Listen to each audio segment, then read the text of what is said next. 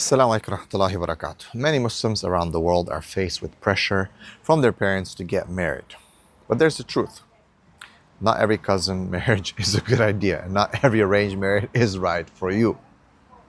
Because often parents don't vet this person based on what you actually need in a spouse. Instead, they might rely on family connections, friendships, or cultural ties, expectations.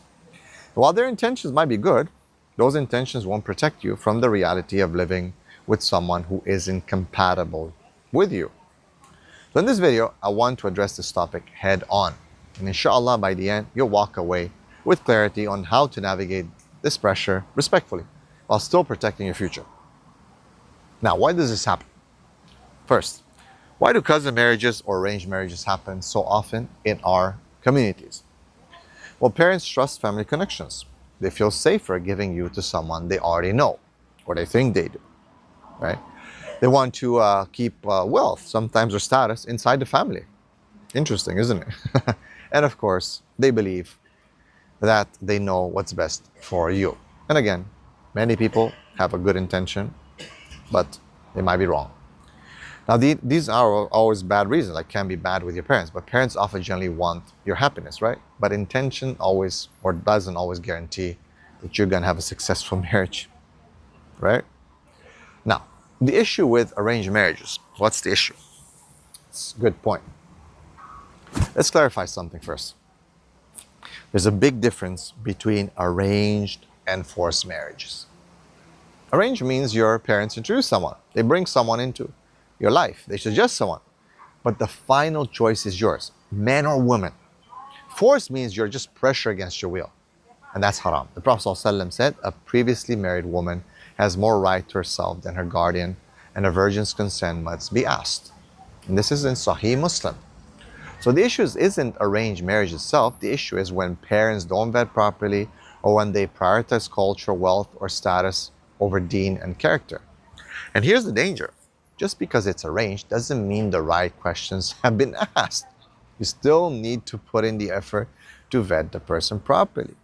Because marriage isn't about two families coming together. Well, it's still true that they do, but it's about two people walking to Allah subhanahu wa ta'ala and being together connected for the sake of Allah. You understand? And by the way, guys, if you want a step-by-step process to vet someone properly, to filter time wasters, and to make sure you marry someone pious, click the link in this description of the video to check out the marriage vetting blueprint. It's already helped Muslims worldwide avoid painful mistakes and find righteous spouses in a halal way. Now, let's talk about how to handle pressure without being rude. How do you do that? How do you deal with your parents, your family, without coming across as disrespectful and so on, right? Some culture, this is very, very sensitive. The key is this: turning down a proposal isn't rejecting your parents. It's protecting your future. Here's a simple framework you can use when pressure comes, a lot of pressure. Thank them for their effort. Say, I really appreciate you looking out for me, and I know you want the best for me, and I love you guys. I understand what you're trying to do. And explain your criteria. Look, but for me, like, deen and character comes first. I want someone to pray, someone who fears Allah, and who is compatible with me. Be polite but firm. You can say the same thing in a strong way, but in a firm way. Say, I want your input, but I need to make this decision based on the qualities that will make the marriage last. Don't be like, you're not the one marrying them, I'm the one. Be polite. This way you're not rejecting them. You're just showing them gratitude, but you're also making it clear that your future is not something you can compromise on.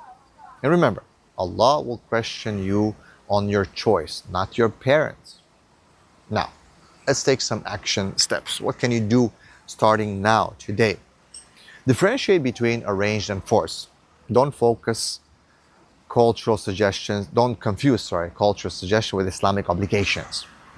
Write down your must-haves. Take a notebook. Use that as your filter when your parents suggest someone. And maybe even share that with your parents, so that when they look for someone, they kind of do some work themselves. Prepare your respectful script. Know what to say in advance so you don't freeze under pressure.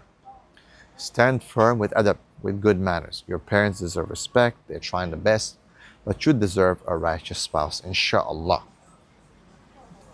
Now, so look, to wrap this up, cousin marriages and arranged marriages are not automatically bad. Okay, we can marry our cousins, we can marry arranged marriages, it can be good. It can even work, subhanAllah, based on deen and compatibility. But never feel forced into a decision just because it's family or culture.